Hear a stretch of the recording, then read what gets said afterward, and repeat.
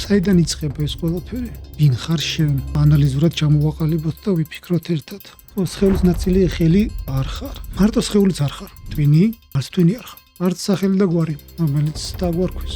რა განსხვავება არის გონებას დაკვირვებას და ცნობიერებას დაკვირვებას შორის? შენ ხარ ის, ვინც უცქერს და რასაც ხედავ, ხდება შენში. უკვე მომხდარი.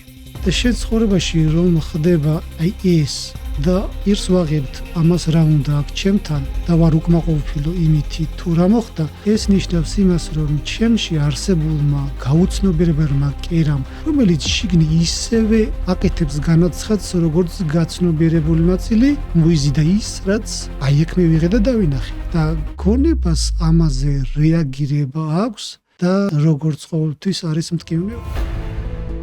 თუ რამეში დარწმუნებული ვარ, ალბათ ეს არის რომ შემთხვევითობა არ არსებობს. დარწმუნებული ხარ? დარწმუნებული.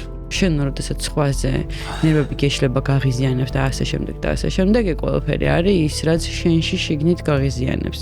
ხშირად ვიდენტიფიცირდებით ხოლმე, რაც ყველაზე სახიფათოა, პოზიტიურ იდენტიფიკატორებად, რომ ვარ კარგი, კეთილი, პატიოსანი, სწორი. მე ძალიან ნერვიულობ კარგ ადამიანებს. კარგი ადამიანების ძალიან დიდ ნაწილს აქვს